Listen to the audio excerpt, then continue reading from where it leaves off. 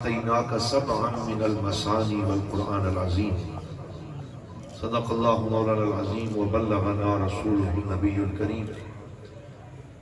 تمام احباب محبت سے درود پاک پڑھیے۔ الصلاۃ والسلام علیک یا سیدی یا رسول اللہ وعلی آلک واصحابک یا سیدی یا شفیع المذنبین و یا جد الحسن والحسین۔ بعد از حمد و صلاۃ لائق کے صد عزت و تکریم، زینت مسند صدارت، عکس جمال کرم، جگر گوشہ حضور ضیاء الامت حضرت قبلہ ڈاکٹر پیر ابو الحسن محمد شاہ صاحب الازہری زیدہ مجدہ، وائس پرنسپل مرکزی دارالعلوم محمدیہ غوثیہ بیرہ شریف، خطیب اہل سنت، پیر طریقت، رہبر شریعت، محترم المقام حضرت علامہ مولانا پیر محمد اسلم رضوی صاحب دامت برکاتہ العالیہ، خلیفہ مجاز آستانہ عالیہ، امیر الصالحین بیرہ شریف، اور بہت سے علماء کرام جلوہ فرما ہیں۔ علاقے کی مقتدر شخصیات یہاں موجود ہیں۔ میں اپنی جانب سے دل کی اتھاہ گہرائیوں سے دارالعلوم محمدیہ غوثیہ ضیاء القرآن حجت کے اس خوبصورت ادارے میں پوری انتظامیہ کو مبارکباد پیش کرتا ہوں کہ آج الحمدللہ ایک نہیں دو نہیں پورے 15 خوش نصیبوں کے سر پہ حفظ قرآن کی دستار سجائی گئی ہے۔ تو اس عظیم خوشی کے موقع پر ان بچوں کے استاد صاحب جناب محترم قاری خان محمد صاحب چشتی، ان کو مبارکباد، ان بچوں کے والدین کو مبارکباد، ان کے رشتہ داروں کو مبارکباد، اور جو انتظامیہ ہے بالخصوص جناب حکیم محمد آصف صاحب، جناب محترم تصور صاحب اور پوری ٹیم کو مبارکباد پیش کرتا ہوں۔ مجھ سے پہلے بہت جامع اور خوبصورت خطاب قبلہ رضوی صاحب نے فرما دیا ہے، اس لیے میں اب کوشش کروں گا کہ کوئی طوالت کی طرف ہم نہ جائیں، انتہائی اختصار کے ساتھ چند باتیں میں عرض کروں گا، اس دعا کے ساتھ کہ اللہ تعالی ہمیں سن کے ان پہ عمل کرنے کی توفیق عطا فرمائے، اور اللہ تعالی ہمارے سینوں کو نور قرآن سے منور فرمائے، اور جیسے آج ہم نے ان بچوں کے سروں پہ دستار سجتی ہوئی دیکھی ہے، ہمارے اندر یہ شوق پیدا ہو کہ ہم بھی اپنے بچوں کو قرآن کا حافظ بنائیں، خود بھی قرآن پڑھیں، اور اللہ تعالی ہمیں قرآن والوں کے ساتھ زندہ رکھے، قرآن والوں کے ساتھ ہی حشر میں بھی سایہ عطا فرمائے۔ حضور صلی اللہ علیہ وآلہ وسلم نے ایک دفعہ اپنے صحابہ سے پوچھا، اے میرے صحابہ، کیا تم جانتے ہو من ہم اہل اللہ و خاصتہ، کہ اہل اللہ کون ہے، اللہ کے پیارے کون ہیں، اللہ کے خاص مقرب بندے کون ہیں؟ آج ہم یہ سمجھتے ہیں کہ اللہ تعالیٰ کا مقرب اور ولی اور بزرگ ہونے کے لیے جبہ و دستار کی شرط ہے، یا لمبی تسبیح کی شرط ہے، یا لمبے جبے کی شرط ہے۔ لیکن جب سرکار دو عالم صلی اللہ علیہ وسلم نے صحابہ سے پوچھا کہ بتاؤ کون ہیں جو اللہ کے پیارے ہیں، مقرب ہیں، ولی ہیں، اہل اللہ ہیں؟ یا رسول اللہ، اللہ و رسولہ عالم، یا اللہ جانتا ہے یا اللہ کا رسول جانتا ہے۔ ان کا تو یہی جواب ہوتا تھا۔ تو سرکار دو عالم صلی اللہ علیہ وسلم نے فرمایا، اہل القرآن ہم اہل اللہ و خاصتہ، فرمایا کہ اللہ کے پیارے اور مقرب وہ ہیں جن کے سینے میں اللہ نے قرآن کی نعمت عطا فرمائی۔ یہ بہت بڑی دولت ہے قرآن، یہ کوئی عام شے نہیں ہے۔ جس کے سینے میں قرآن سما جاتا ہے، اللہ تعالیٰ اسے بہت سی عظمتیں عطا فرماتا ہے، اس کا حافظہ تیز ہو جاتا ہے، یاد کرنے کی استعداد بڑھ جاتی ہے، اس کو عزت نصیب ہوتی ہے، اسے دونوں جہانوں کی سرفرازیاں ملتی ہیں۔ تو یہ قرآن حکیم کی خاص بات ہے۔ جب میرے پاک نبی صلی اللہ علیہ وسلم پہ یہ قرآن نازل ہوتا تو قرآن پاک کے اندر یہ آیت موجود ہے کہ وحی کا حضور کی ذات کے اوپر ایک بڑا بوجھ محسوس ہوتا تھا، اور آپ کے ماتھے پہ پسینے کے مبارک قطرے چمکنے لگتے، اور آپ کی طبیعت کے اوپر ایک جلال طاری ہو جاتا، اور صحابہ کو پتہ چل جاتا کہ اب حضور پہ قرآن نازل ہو رہا۔ یہ تو حضور کی رحمت ہے کہ سرکار کی امت کے ان بچوں کے لیے اللہ نے قرآن کو محفوظ کرنا آسان بنا دیا، ورنہ ہمارے نبی نے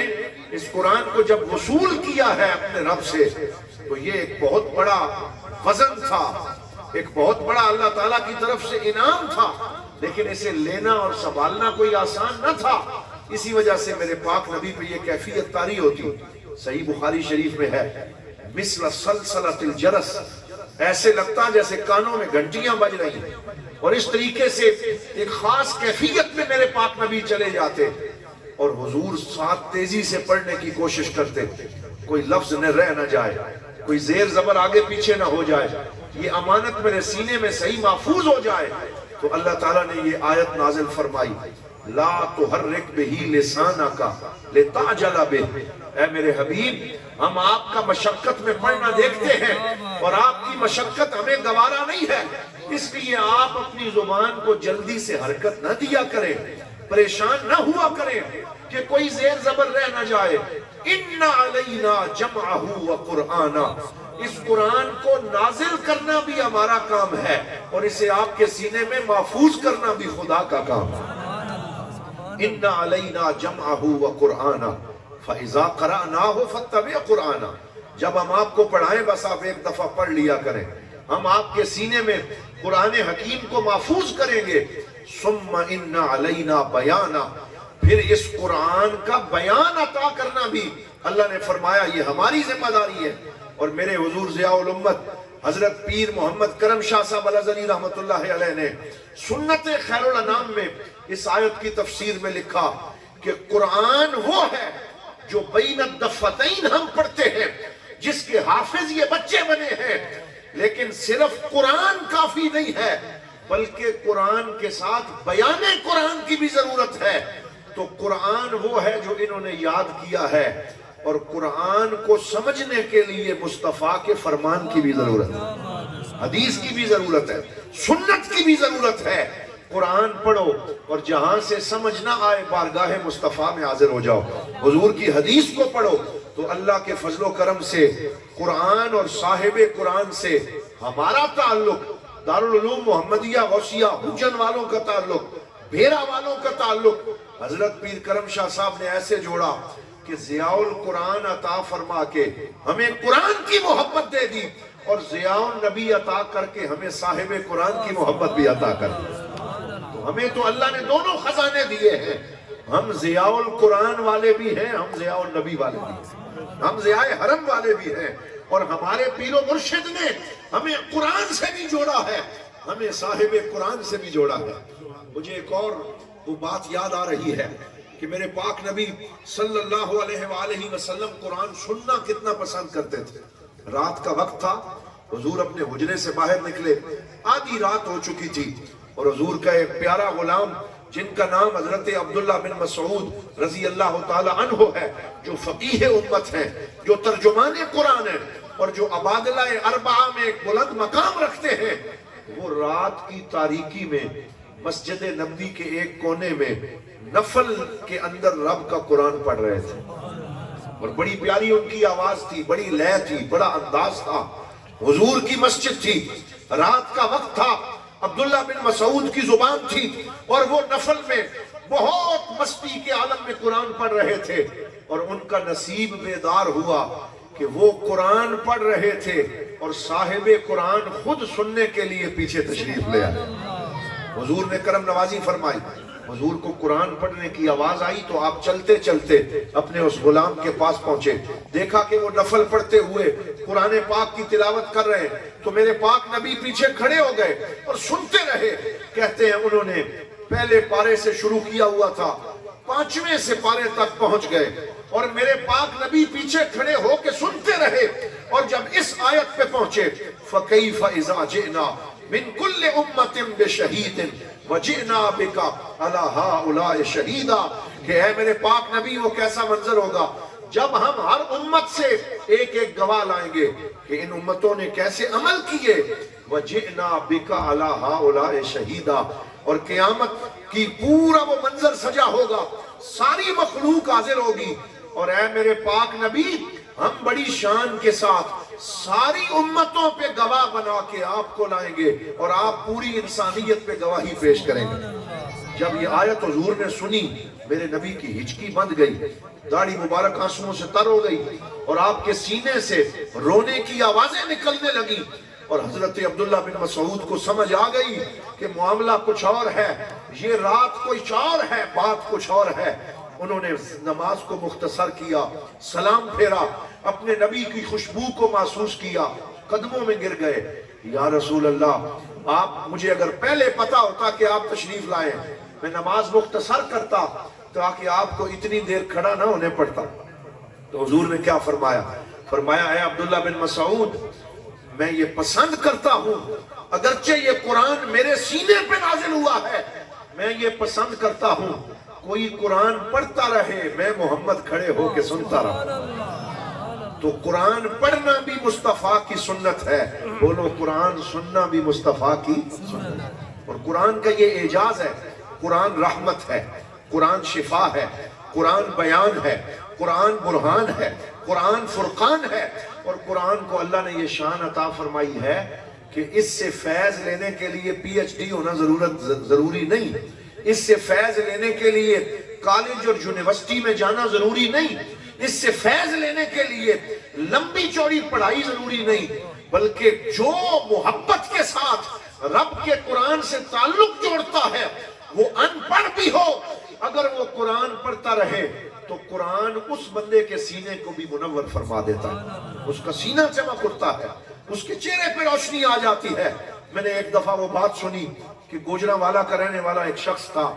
جو اینٹیں بنانے والے بھٹے پہ کام کرتا تھا، اس میں کوئی خاص وہ پڑھا لکھا نہیں تھا، لیکن جب اس دنیا سے چلا گیا اسے دفن کیا گیا تو پورے قبرستان میں اس کی قبر سے خوشبو کے حلے آنے لگے، قبرستان معطر ہو گیا، علاقہ پورا معطر ہو گیا۔ تو ایک بندہ کھوج میں لگ گیا، بیٹا بیٹھ جائے، ایک بندہ کھوج میں لگ گیا کہ یہ دیکھوں تو صحیح کہ یہ بندہ کرتا کیا تھا، اس کا عمل کیسا تھا۔ تو وہ پوچھتے پوچھتے اس کے گھر تک پہنچا، جب اس کے گھر میں داخل ہوا تو اس کی زوجہ پردے میں اس کو بلایا، اس سے ملاقات کی، میں صرف یہ پوچھنے آیا ہوں کہ تیرا یہ خامد کرتا کیا تھا، اس کا عمل کیا تھا کہ آج پورا علاقہ اس کی قبر سے اٹھنے والی خوشبو سے معطر ہے۔ تو وہ رو کے کہنے لگی یہ پڑھا ہوا نہیں تھا، اس کے پاس کوئی ڈگری نہیں تھی، یہ ایک کام کرتا تھا کہ صبح بھٹے سے پہ جانے سے پہلے قرآن کھول لیتا، سامنے کھول کے بیٹھ جاتا، پھر گڑ گڑا کے روتا اور کہتا یا اللہ یہ تیرا سچ پیغام ہے، میں اسے پڑھ نہیں سکتا، مجھے پڑھنا نہیں آتا۔ پھر ایک ایک سطر پہ ہاتھ رکھتا اور ہر لفظ پہ ہاتھ رکھ کے کہتا میرے مولا میں پڑھ نہیں سکتا لیکن جو لکھا ہوا ہے یہ حق ہے، یہ سچ ہے، یہ حق ہے، یہ سچ ہے، اور ہر لفظ پہ ہاتھ رکھ کے قرآن کی صداقت کی گواہی دیتا۔ جب وہ اس دنیا سے گیا تو قرآن کی محبت کی وجہ سے اللہ نے اسے یہ شان عطا فرمائی کہ اس کی قبر کی مٹی سے بھی قرآن کی محبت کی خوشبو آ رہی ہے۔ تو یہ قرآن کسی کو خالی نہیں چھوڑتا، موتی عطا کرتا ہے، خوشبو عطا کرتا ہے۔ میں نے کل جمعے پہ ایک واقعہ حضور غریب نواز کی موجودگی میں بیان کیا، گزشتہ روز جو جمعہ تھا، تو اس میں آپ دیکھیں کہ حضرت متولی شعراوی رحمت اللہ علیہ جن کا تعلق مصر سے ہے، وہ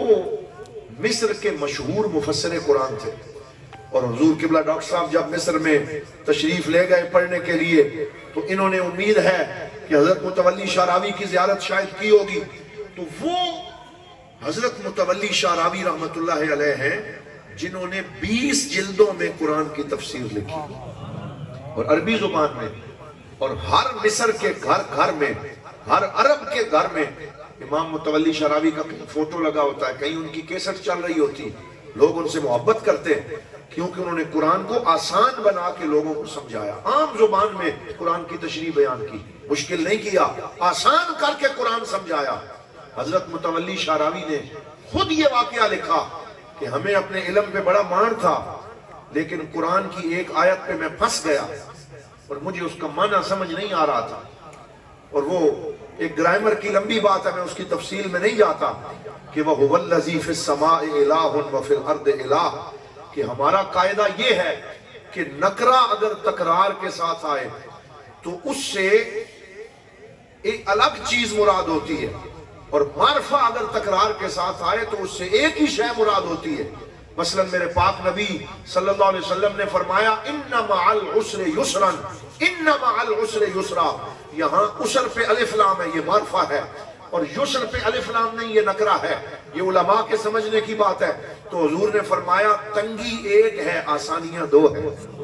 تنگی ایک ہے آسانیاں دو ہیں، کبھی بھی تنگی آسانیوں پہ غالب نہیں آ سکتی۔ اللہ تعالیٰ مشکل میں بندوں کو ڈالتا ہے لیکن جلد ہی مشکل دور ہو جاتی ہے، اور اللہ تعالیٰ آسانیاں عطا فرما دیتا ہے، اس لیے مشکل کے گھبرانا نہیں چاہیے۔ تو قاعدہ تو یہ ہے کہ نکرہ اگر تکرار کے ساتھ آئے تو اس سے الگ الگ چیزیں مراد ہوتی۔ تو امام متولی شعراوی فرماتے ہیں کہ میں اس بات پہ اٹک گیا کہ وَهُوَ الَّذِي فِي السَّمَاءِ إِلَٰهٌ وَفِي الْأَرْضِ إِلَٰهٌ، یہاں الہ نکرہ آیا ہے اور ایک ہی آیت میں 2 دفعہ آیا ہے۔ تو یہ کیسے ہو سکتا ہے کہ ہم الہ سے تعدد مراد لیں اور ہم کہیں زمین پہ نعوذ باللہ الہ اور ہے اور آسمان پہ اور ہے؟ میں اٹک گیا، پھنس گیا، مجھے اس قاعدے سے باہر نکلنے کے لیے کوئی راہ سجائی نہیں دے رہی تھی۔ تو مجھے یاد آیا، میں نے کہا کہ قرآن پڑھنے کا ادب یہ ہے کہ گرامر کے اوپر قرآن کو نہ پرکھا جائے، قرآن کے اوپر گرامر کو پرکھا جائے، کیونکہ ہم نے گرامر قرآن سے لینی ہے، قرآن گرامر سے نہیں لینا، کیونکہ گرامر قرآن کی محتاج ہے۔ بولو قرآن گرامر کا محتاج نہیں ہے، بلکہ قرآن گرامر کے اصول عطا کرنے والا ہے، لہٰذا کبھی اس پہ کوئی آدمی شک میں نہ پڑے۔ تو یہ بات جب متولی شعراوی فرماتے ہیں میرے ذہن میں اٹکی، تو میں ایک اللہ کے ولی کے مزار پہ حاضری دینے چلا گیا۔ یہ ان علماء کا طریقہ ہے کہ وہ اولیاء کے مزارات پہ حاضری دیتے ہیں، اللہ سے مانگتے ہیں، لیکن ان بزرگوں کی برکت سے عقدے حل ہوتے ہیں۔ تو کہتے ہیں میں تنتا گیا، سیدی احمد البدوی رحمت اللہ علیہ کے مزار پہ حاضر ہوا، وہاں 2 بڑے علماء مجھے ملے، ایک کا نام امام شلطوت تھا جو شیخ الازہر تھے، دوسرے امام ابو العینین تھے۔ ہم 3 مصر کے بڑے علماء سر جوڑ کے بیٹھ گئے کہ اس آیت کا قاعدے کی روشنی میں معنی کیسے کریں۔ 1 گھنٹہ بیٹھے رہے، لیکن اللہ ہمیں کچھ سبق دینا چاہتا تھا، ہم پڑھے لکھے پھنس گئے اور ہمیں وہ بات پورا گھنٹہ سمجھ میں نہ آئی۔ پھر عصر کی نماز کے لیے اٹھے، پھر آ کے واپس سر جوڑ کے بیٹھ گئے کہ اس کا کیا معنی کریں۔ کہتے ہیں اتنے میں لاٹھی ٹیکتا ہوا ایک بابا کمرے میں داخل ہوا، جسے ہم نے آج تک نہ پہلے دیکھا تھا نہ بعد میں دیکھا تھا، کوئی مجذوب تھا، کوئی اللہ والا تھا، اس نے ہماری طرف دیکھا اور مصر کی عامیہ زبان میں ہمیں کہنے لگا یا علماء یا علماء،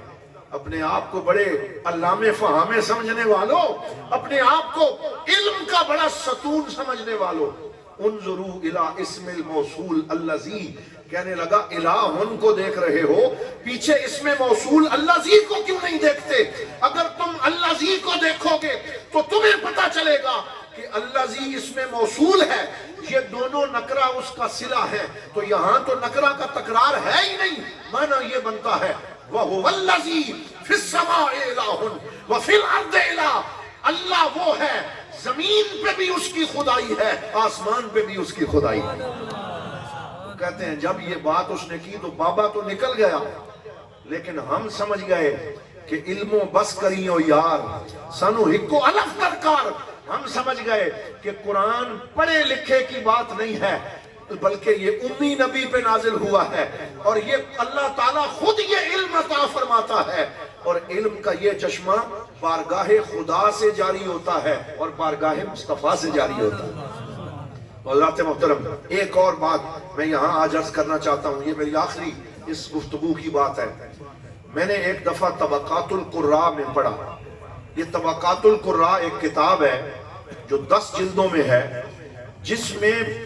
حضور کے زمانے سے لے کے آج تک جتنے بڑے بڑے قاری گزرے ہیں عرب میں ان کا تذکرہ ہے، اور اس کا نام ہے طبقات القراء، قاریوں کے طبقات کون کون سے ہیں۔ اس میں 7 بڑے اماموں کا ذکر ہے جنہیں قراء سبع کہا جاتا ہے، جن میں حضرت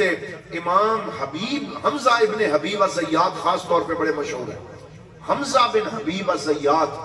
وہ قاری ہیں آج بھی جن کی قرات بہت سے ملکوں میں پڑھی جاتی، ان کا لہجہ پڑھا جاتا ہے۔ ان کے شاگرد حضرت سلیم فرماتے ہیں کہ ایک صبح میں اپنے استاد کے پاس پڑھنے گیا، فَوَجَدْتُهُ يُمَرِّغُ خَدَّيْهِ فِي التُّرَابِ، میں نے دیکھا کہ میرے استاد پہ عجیب کیفیت طاری ہے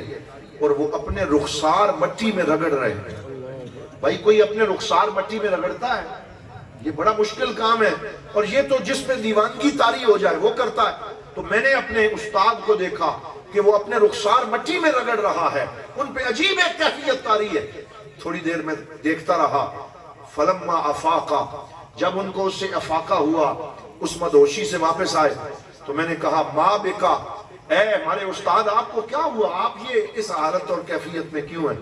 تو کافی دیر تو وہ روتے رہے۔ پھر انہوں نے کہا رأیت البارحۃ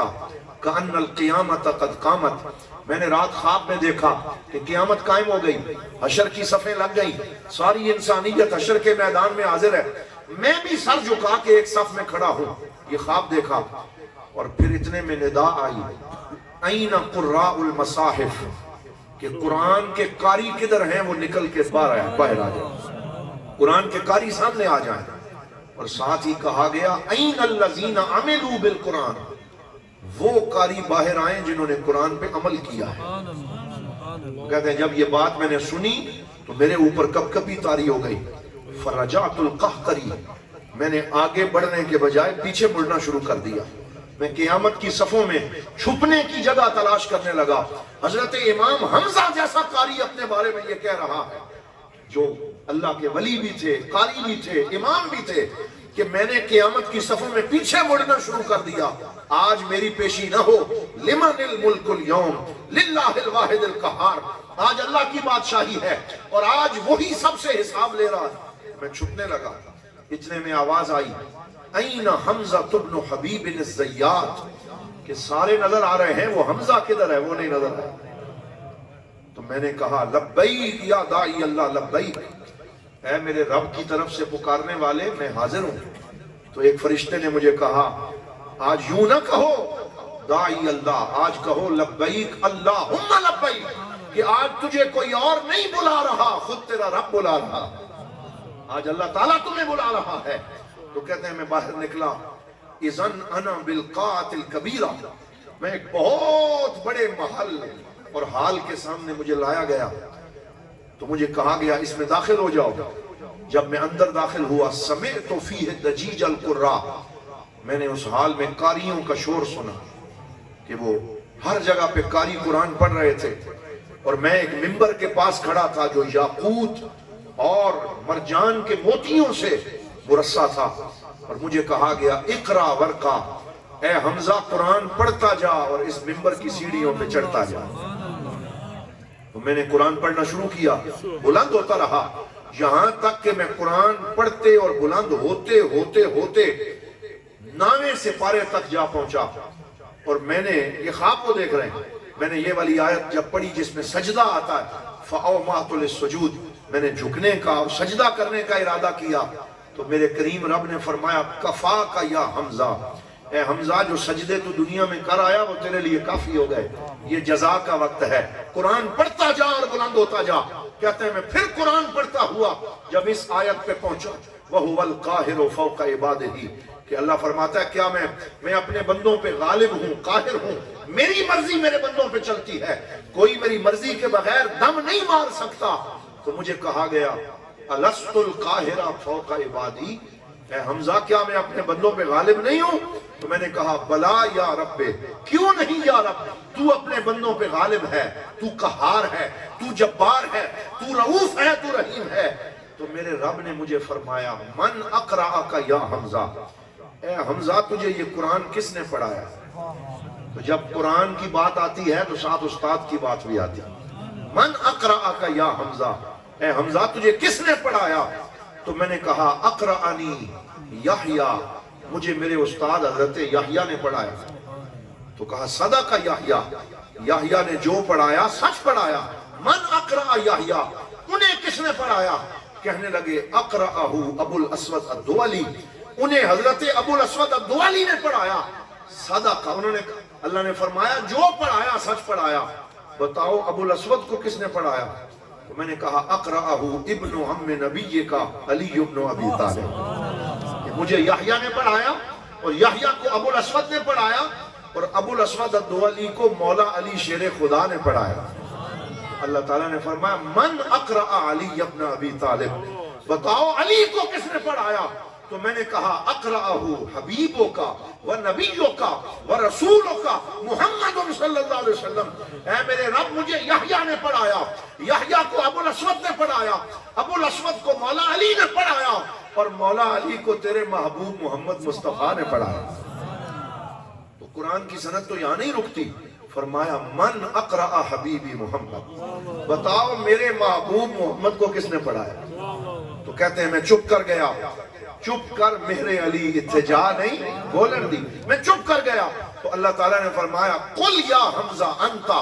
اے حمزہ کہہ کہ اے میرے رب تو نے میرے پاک محمد کو پڑھایا۔ نعرہ تکبیر، نعرہ رسالت، نعرہ تحقیق، نعرہ حیدر۔ تو حضرات محترم یہ قرآن کی سند ہے جو حضور سے چلتی ہوئی اللہ رب العالمین تک پہنچتی۔ تو یہ پوری روایت موجود ہے، یہ ایک امام کی وہ کیفیت ہے جو قرآن کی خدمت میں انہیں نصیب ہوئی۔ کہتے ہیں پھر اللہ نے فرمایا ادنو یا حمزہ، اے حمزہ قریب آ، میں قریب ہوا، فضم یدہ فی الغالیہ، تو پھر اللہ تعالیٰ کی شان کے جیسے لائق ہے میں اسے سمجھ نہیں سکتا، اللہ نے اپنے دستے کرم کو جنت کی خوشبو جسے غالیہ کہتے ہیں اس میں لگایا اور پھر میرے چہرے پہ وہ خوشبو لگائی اور فرمایا جا کے قرآن کے قاریوں کو بتا دے جو قرآن پڑھے اور اس پہ عمل کر کے میری بارگاہ میں آئے، میں قرآن کے قاریوں سے یہ سلوک کیا کرتا ہوں، میں ان پہ یہ کرم نوازی کیا کرتا ہوں۔ تو حضرات محترم ہمارا یہ حق بنتا ہے ہم قرآن سے محبت کریں، قرآن کی تلاوت کریں، قرآن پاک کی صبح و شام تلاوت کی کوشش کریں۔ آج قرآن ہم سے شکایت کرتا ہے وَقَالَ الرَّسُولُ يَا رَبِّ إِنَّ قَوْمِ اتَّخَذُوا هَذَا الْقُرْآنَ مَهْجُورًا، قرآن اللہ کی بارگاہ میں کہے گا اے میرے رب اس قوم نے مجھے چھوڑ دیا تھا، یہ مجھے پڑھتے نہیں تھے، ہمیں یہ چاہیے کہ ہم کہیں اس شکایت کے زمرے میں نہ آ جائیں، آئیں آج یہ تہیہ کر کے جائیں۔ رمضان کی پھر آمد ہے، چند مہینوں بعد پھر رمضان ذو فکر ہونے والا ہے۔ اللہ تعالی ہم سب کو قرآن پڑھنے کی توفیق عطا فرمائے، ان مدارس کو مضبوط کریں، اپنے بچوں کو ان مدارس میں داخل کروائیں۔ ہم خوش نصیب ہیں کہ حجن کے اس علاقے میں بیرا شریف سے منسوب 2 ادارے کام کر رہے ہیں اور ایک ادارہ خدمت قرآن میں آگے ہے اور دوسرا ادارہ درس نظامی کے ماحول میں بہت اچھی خدمات سر انجام دے رہا ہے۔ تو دونوں ادارے ہمارے ہیں، دونوں اداروں کے متعلقین بیرا شریف کے محبین ہیں، اس لیے ہم کوئی دوئی اور تفریق والے نہیں ہیں بلکہ ہم انہیں بھی سلام کرتے ہیں اور انہیں بھی سلام کرتے ہیں اور دونوں اداروں کے لیے دعا گو ہے، اللہ دونوں کو کامیاب کرے، انہیں محنت کرنے کی توفیق دے۔ ایک دفعہ میں آپ کو ایک بات بتاؤں، میں امریکہ جب گیا تو وہاں قبلہ پیر صاحب نے میری ڈیوٹی لگائی مسجد بیت الکرم، ایک مسجد وہاں آج بھی ہمارا سینٹر ہے بیرا شریف کا نیو یارک میں، میں وہاں بطور امام ڈیوٹی دیتا رہا۔ تھوڑے ہی عرصے میں ہمارے ایک اور دوست بیرا شریف کے ہی تھے، انہوں نے ساتھ ہی 2-4 گلیوں کے فاصلے پہ بیرا شریف کا دوسرا ادارہ کھول دیا۔ تو یہ بھی اور وہ بھی ہم جو ہے وہ چی بچبی ہو گئے، سارے سراپا احتجاج ہو گئے۔ ہم نے کہا جناب علاقہ ایک ہے، چند گلیوں کا فرق ہے، یہ بھی بیرا شریف کا ادارہ وہ بھی بیرا شریف کا ادارہ۔ تو جناب میں نے بڑی پریشانی کے عالم میں امریکہ سے بیرا شریف فون کیا، حضور دیوان کریم حضرت قبلہ پیر محمد امین الاسناد شاہ صاحب دامت برکاتہم العالیہ ہمارے آقائے نعمت، ٹیلی فون مل گیا کال پہ۔ میں نے بڑے ادب سے عرض کی حضور یہاں بڑی ناگفتہ بے صورتحال ہے کہ آپ کے چاہنے والے، آپ کے مریدین اور تلامذہ جو ہیں وہ تھوڑے سے فاصلے پہ 2 ادارے انہوں نے بنا لیے ہیں، تو حضور ہمارے لیے کیا حکم ہے؟ کیا یہ ایک ادارے میں جمع نہیں ہو سکتے؟ کیا ان کی یہ فرقت وحدت میں نہیں بدل سکتی؟ تو میرے حضور غریب نواز نے ٹیلی فون پہ امریکہ میں مجھے ارشاد فرمایا کہ اس کی پریشانی نہ کرو، یہ قدرت کے اپنے فیصلے ہوتے ہیں، پہلے ایک جگہ پہ اللہ کا ذکر ہوتا تھا، اب 2 جگہ پہ وہ الگ الگ محنت کریں گے۔ اور ساتھ آپ نے یہ آیت پڑھی وَفِي ذَلِكَ فَلْيَتَنَافَسِ الْمُتَنَافِسُونَ، کہ میرے نبی نے فرمایا ہے کہ لوگ سیاست میں مقابلے کرتے ہیں، لوگوں کو مقابلہ کرنا ہو تو دین کی خدمت میں مقابلہ کرنا چاہیے۔ اور ساتھ آپ نے ایک عجیب سی مثال دی جو اس وقت تو مجھے سمجھ نہ آئی، آج مجھے سمجھ آئی۔ یعنی بزرگوں کے سمجھانے کے اپنے طریقے ہوتے ہیں۔ مجھے فرمانے لگے تم فیصل آباد چلے جاؤ کپڑے کی مارکیٹ میں، تو وہاں کپڑے کی مارکیٹ میں 10 دکانیں اگٹھی کپڑے والی ہوتی ہیں، 100 دکانیں ساری کپڑا بیچنے والی ہوتی ہیں۔ تو وہاں کوئی یہ تو نہیں کہتا کہ بھائی میں بھی کپڑا بیچ رہا ہوں، تو بھی ساتھ کپڑا بیچ رہا ہے، تیسرا بھی کپڑا بیچ رہا ہے، تم کہیں اور جا کے دکان بناؤ۔ فرمایا جس کی کوالٹی بہتر ہوگی، جس کا لوگوں سے سلوک اچھا ہوگا، جس کی ڈیلنگ بہتر ہوگی، جس کی خدمت خلق اچھی ہوگی، اس دین کی خدمت کے مقابلے میں اللہ اسے زیادہ ترقی عطا فرمائے گا۔ تو اس پہ مجھے حضور کی حدیث یاد آ گئی، سرکار نے فرمایا کہ لا حسد الا فی اثنتین، کہ 2 چیزوں کے علاوہ کسی میں حسد کرنا جائز نہیں۔ آپ حیران ہوں گے، ہم تو کہتے ہیں حسد کسی چیز میں جائز نہیں، لیکن میرے پاک نبی صلی اللہ علیہ وسلم نے فرمایا 2 چیزوں کے علاوہ کسی چیز میں حسد کرنا جائز نہیں۔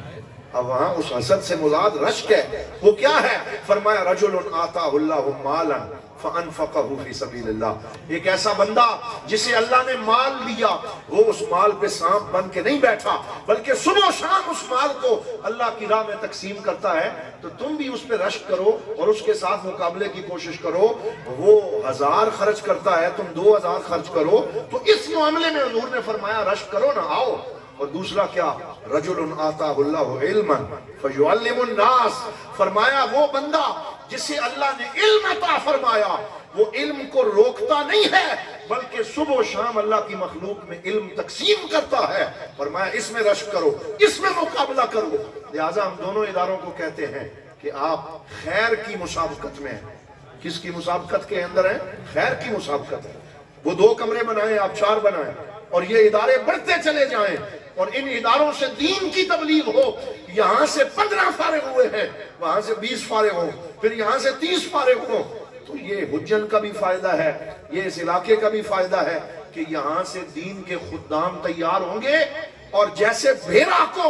کل کوئی پھیڑیوں کی وجہ سے جانتا تھا، کوئی مہندی کی وجہ سے جانتا تھا، کوئی میتھی کی وجہ سے جانتا تھا، آج پوری دنیا میں بھیڑے کی پہچان مہندی نہیں،